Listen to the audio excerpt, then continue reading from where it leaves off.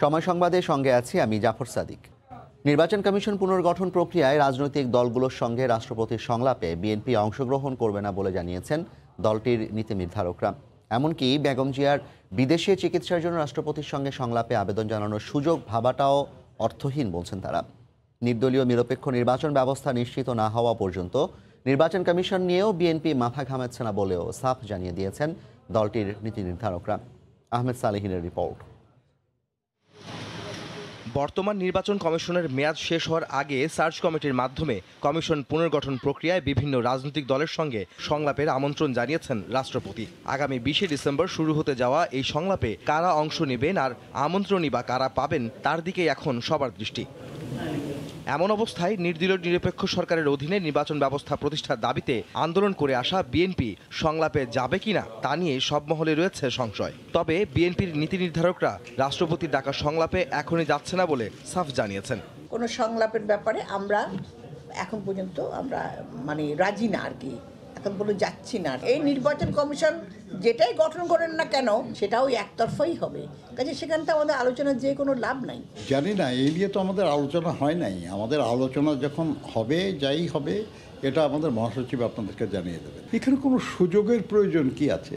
দেশনেত্রী বেগম খালেদা জিয়ার চিকিৎসা কি কোনো সুযোগের ব্যাপার? এটা তার অধিকার। এটা মানবিক দৃষ্টিকোণ থেকে বিবেচনা করলেও এটা অত্যন্ত গুরুত্বপূর্ণ একটা বিষয়। এর সঙ্গে আপনার কোন সংলাপ ইত্যাদি ইত্যাদি জড়িত করা সেটা অমানবিক। সেটার জন্য আমাদের সংলাপে যেতে হবে কেন? যিনি 3 বারের প্রধানমন্ত্রী, তার কিন্তু দেশে মানুষ নয় যে তার জন্য আমাদেরকে সংলাপের মধ্য দিয়ে আমাদেরকে আবেদন জানাতে হবে, এটা তো আমরা বলতে হবে। আগামী 14 ফেব্রুয়ারি শেষ হচ্ছে KM নুরুল হুদার নেতৃত্বাধীন বর্তমান নির্বাচন কমিশনের মেয়াদ। এর আগেই নতুন কমিশন নিয়োগ দিতে হবে রাষ্ট্রপতিকে। সেজন্য কমিশন গঠনে নিবন্ধিত রাজনৈতিক দলগুলোর সঙ্গে সংলাপ করবেন তিনি। আহমেদ সালেহিন, সময় সংবাদ, ঢাকা।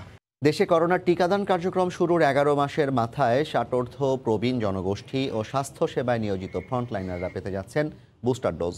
কাল রাজধানীতে কার্যক্রমের আনুষ্ঠানিক উদ্বোধন হলেও সারা দেশের মানুষকে সেবা পেতে অপেক্ষা করতে হবে অন্তত আরও 1 সপ্তাহ। তবে এখনও 1/3 বেশি প্রবীণ জনগোষ্ঠীকে টিকার বাইরে রেখে বুস্টার ডোজ চালু নৈতিকভাবে সমর্থন করা কঠিন জানিয়ে বিশেষজ্ঞরা বলছেন, প্রান্তিক জনগোষ্ঠীকে টিকার আওতায় আনতে প্রয়োজন বিজ্ঞানসম্মত কর্মপরিকল্পনা। সারা বিশ্ব যখন মহামারীর চোখ রাঙানিতে তটস্থ, ঠিক তখন চলতি বছরের 27 জানুয়ারি করোনার টিকা কার্যক্রমে নাম লেখায় বাংলাদেশ, যা পর্যায়ক্রমে ছড়িয়ে পড়ে সারা দেশে। বয়সভেদে এই কার্যক্রমে অন্তর্ভুক্ত এখন দেশের প্রায় সব বয়সী নাগরিক, এমনকি বাদ পড়েনি স্কুল কলেজের শিক্ষার্থীরাও। অদৃশ্য জীবাণু করোনার বিরুদ্ধে লড়াইয়ের এই পর্যায়ে এসে নতুন আতঙ্ক ওমিক্রন। ডেল্টা পরবর্তী ভাইরাসটির নতুন এই ধরনটি নিয়ে পুরো বিশ্বই যখন উদ্বিগ্ন, ঠিক তখন গত 11 ডিসেম্বর দেশে ওমিক্রন শনাক্তের তথ্য দেয় সরকার। ভাইরাসের নতুন ধরন, পাশাপাশি আগে 2 ডোজ গ্রহণ করা ব্যক্তিদের শরীরে টিকার কার্যক্ষমতা দুর্বল হয়ে আসায় সরকারের নতুন সিদ্ধান্ত বুস্টার ডোজ চালুর। ষাটোর্ধ্ব প্রবীণ জনগোষ্ঠী ও স্বাস্থ্যসেবায় নিয়োজিত ফ্রন্টলাইনারদের প্রয়োগের মাধ্যমে রাজধানীতে এই কার্যক্রমের আনুষ্ঠানিক উদ্বোধন হতে যাচ্ছে রোববার। ট্রায়ালের কাজ শুরু হবে। উদ্বোধনে তো আর হাজার হাজার লোক থাকবে না, কিছু লোক থাকবে, হয়তো 100 লোক থাকবে বা 200 লোক থাকবে। এরপরে তো সারা দেশেই আস্তে আস্তে কার্যক্রম বুস্টারে শুরু হয়ে যাবে। তবে বিশেষজ্ঞরা বলছেন, দেশে এখনো প্রায় 60 লাখ প্রবীণ জনগোষ্ঠী এবং 5 কোটির বেশি সাধারণ নাগরিক রয়ে গেছে টিকার বাইরে। বুস্টার ডোজ চালু হলেও টিকার বাইরে থাকা নাগরিকদের নিয়ে বিজ্ঞানসম্মত কর্মপরিকল্পনা প্রণয়নের পরামর্শ তাদের। প্রায় 50-60 লক্ষ মানুষ গ্রামে আছে অথবা অশিক্ষিত বা তাদের কম্পিউটার ব্যবহারে দক্ষতা না থাকার কারণে তারা এখন পর্যন্ত রেজিস্ট্রেশন করেননি এবং আওতায় আনতে পারেননি। এই মানুষগুলো প্রথম ডোজই পায়নি।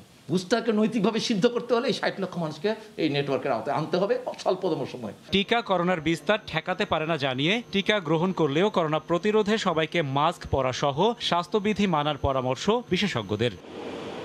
রাশেদ বাপ্পি, সময় সংবাদ, ঢাকা। টানা ছুটিতে কক্সবাজার সমুদ্র সৈকত পর্যটকদের মিলন মেলায় পরিণত হয়। এই সুযোগে নৈরাজ্য আর হয়রানির শিকার হন বিনোদন প্রেমীরা। হোটেল, মোটেল, রেস্তোরাঁ ও যানবাহনের ভাড়া নিয়েও চলছে গলাকাটা বাণিজ্য। ক্ষুব্ধ পর্যটকদের অভিযোগ, প্রশাসনের তৎপরতা না থাকায় বেপরোয়া সংশ্লিষ্ট ব্যবসায়ীরা। আরও জানাচ্ছেন সুজাউদ্দিন রুবেল।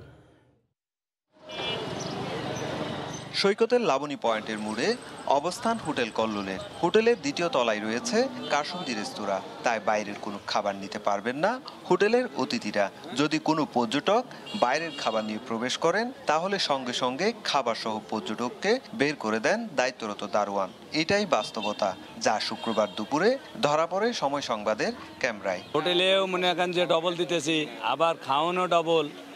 বাইরে যেটা এখানে জানলাম 370 টাকা, এখন আমি বাইরে থেকে নিয়ে এলাম 180 টাকা।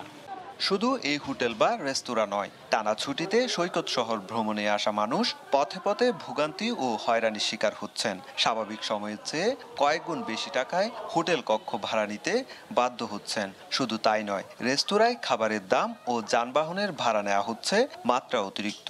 এমন নৈরাজ্য আর হয়রানিতে ক্ষুব্ধ দূর দূরান্ত থেকে আসা পর্যটকরা। যেই রুম আপনার 1500 টাকা থেকে 1200 টাকা 1000 টাকায় পাওয়া যেত, সেগুলো এখন 5000 টাকা কাপল বেড নিচ্ছে। কোথাও প্রাইস ফিক্সড করা নাই। কক্সবাজারে এসে এই ধরনের দুর্ভোগ আমার জীবনে তবে পর্যটন সংশ্লিষ্টদের দাবি, এমন অনিয়মের সঙ্গে প্রকৃত কোনো পর্যটন ব্যবসায়ী জড়িত নন। যে সমস্ত কুলাঙ্গার ব্যবসায়ীরা এই শহরে পর্যটককে প্রতারিত করেছে, তাদের বিরুদ্ধে দৃষ্টান্তমূলক শাস্তি গ্রহণ করে আমরা সাধুবাদ জানাবো।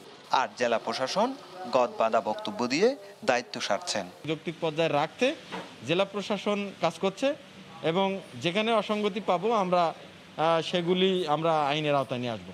কক্সবাজারে 4.5 শতাধিক হোটেল মোটেল রিসোর্টে রাত্রি যাপন করতে পারে 1.5 লক্ষাধিক পর্যটক। আর গেল দুদিনে কক্সবাজার ভ্রমণে আসেন 4 লাখের বেশি, এমন হিসেব সংশ্লিষ্টদের। সুজাউদ্দিন রুবেল, সময় সংবাদ, কক্সবাজার। শিগগিরই 9 থেকে 9.5 লাখ কর্মী বিদেশ যাবে জানিয়ে প্রবাসী কল্যাণমন্ত্রী বলেছেন, আগামী বছর রেমিটেন্স প্রবাহ আরও বাড়বে। এদিকে প্রবাসীদের বিমান ভাড়া কমানো সহ বিভিন্ন দেশে নতুন কর্মসংস্থান উন্মুক্ত করতে কূটনৈতিক তৎপরতা চালানো হচ্ছে বলে জানিয়েছেন পররাষ্ট্রমন্ত্রী। শনিবার বঙ্গবন্ধু আন্তর্জাতিক সম্মেলন কেন্দ্রে আন্তর্জাতিক অভিবাসী দিবসের আয়োজনে একথা বলেন দুই মন্ত্রী।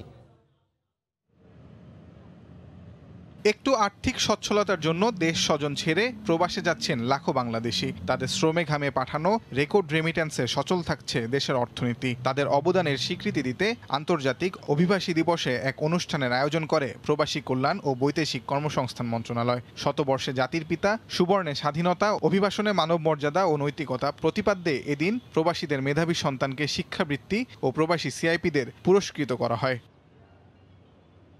অনুষ্ঠানে প্রবাসী কল্যাণমন্ত্রী জানান, চলতি অর্থ বছরে 9 থেকে 9.5 লাখ কর্মী বিদেশে পাঠানো হবে। এতে রেমিটেন্স প্রবাহ আরও বাড়বে। উন্নয়নের মহাসড়কে প্রবাসীদের অংশ নিতে বাংলাদেশে বিনিয়োগের আহ্বানও জানান তিনি। গত মাসে আমরা কিন্তু 1 লাখেরও বেশি মানুষ পাঠিয়েছি। ডিসেম্বর মাসে 15ই ডিসেম্বর পর্যন্ত আমরা কিন্তু 66,000 কত অলরেডি পাঠিয়ে দিয়েছি। বছরের শেষে জুন মাসে গিয়ে আমি তো আশা করছি 9 লাখ 9.5 লাখ মানুষ কিন্তু বিদেশে গমন করবে। এটা হয়তো আপনারাই বলবেন যে বিমান ভাড়ার কি করতেছেন।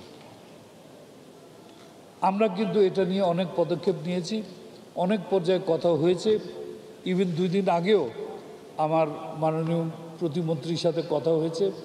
পররাষ্ট্রমন্ত্রী বলেন, বিভিন্ন দেশে নতুন কর্মসংস্থান উন্মুক্ত, বিদেশে অদক্ষ শ্রমিকদের প্রশিক্ষণ, প্রবাসীদের জাতীয় পরিচয়পত্র দেয়া সহ প্রবাসীদের জন্য নেওয়া হচ্ছে নানা উদ্যোগ। যারা অভিবাসী আছেন তাদের হয়রানি বন্ধ এবং তাদের সেবার মান উন্নত করার জন্য পররাষ্ট্র মন্ত্রণালয় একটি ইকোনমিক ডিপ্লোমেসি নামে একটি পলিসি প্যাকেজ গ্রহণ করেছে। এদিন র্যাব কর্মকর্তাদের বিরুদ্ধে যুক্তরাষ্ট্রের মানবাধিকার লঙ্ঘনের অভিযোগ সম্পর্কে পররাষ্ট্রমন্ত্রী বলেন, বঙ্গবন্ধুর খুনিদের আশ্রয় দিয়ে আবার মানবাধিকারের কথা বলছে মার্কিন যুক্তরাষ্ট্র। রাশেদ চৌধুরী তো আটকে রেখেছে, এটা দেয় না, এটা খুনিকে রেখেছে আবার আইনের কথা বলে, মানবতার কথা। যে মানবতা লঙ্ঘন করলো, মানুষ মেরে ফেললো, তাকে তারা আশ্রয় দিয়ে রাখে, এটা তো ঠিক না। যুক্তরাষ্ট্রের আইন প্রণেতারা র্যাব কর্মকর্তাদের ওপর নিষেধাজ্ঞা আরোপে দেশটির পররাষ্ট্র দপ্তরকে বাধ্য করেছে বলেও জানান পররাষ্ট্রমন্ত্রী। তাজওয়ার মাহমিদ, সময় সংবাদ, ঢাকা। মুজিব বর্ষ ও স্বাধীনতার সুবর্ণ জয়ন্তীতে বিমান বাহিনীর মহিলা কল্যাণ সমিতির আয়োজনে পালিত হয়েছে মহাবিজয়ের মহানায়ক। শনিবার সকালে বিমান বাহিনীর বাফুয়া অডিটোরিয়ামে জাতির জনক শেখ মুজিবুর রহমানের জীবনীর ওপর প্রামাণ্যচিত্র প্রদর্শন করা হয়। পরে বঙ্গবন্ধু মুক্তিযুদ্ধে আত্মদানকারী শহীদ ও মুক্তিযোদ্ধাদের বীরত্ব নিয়েছিল আবৃত্তি প্রতিযোগিতা। অনুষ্ঠান শেষে বিজয়ীদের হাতে পুরস্কার তুলে দেন সমিতির সভানেত্রী তাহমিদা হান্নান। আলোচনা সভায় বক্তারা বলেন, বঙ্গবন্ধুর আত্মত্যাগের বিনিময়েই স্বাধীনতা অর্জিত হয়েছে স্বাধীন ভূখণ্ড।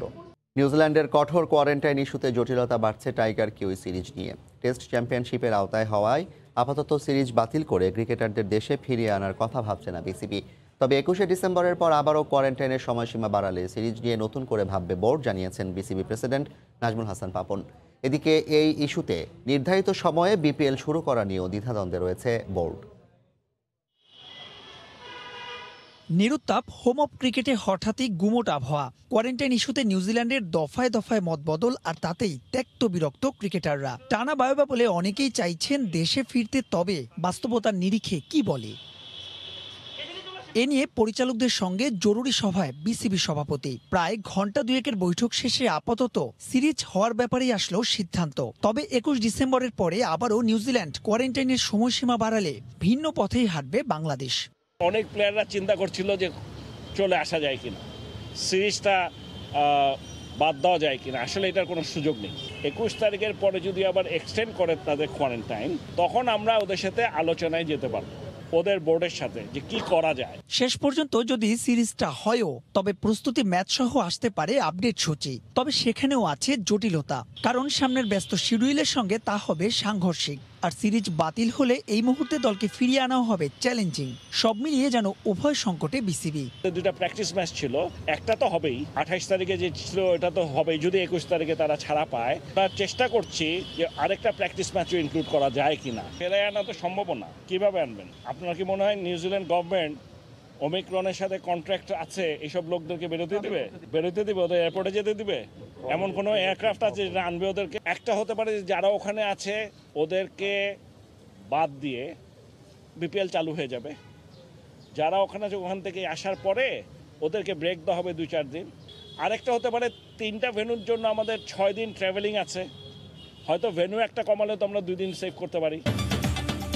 এই ছিল এখনকার মতো, সঙ্গে থাকুন সময়।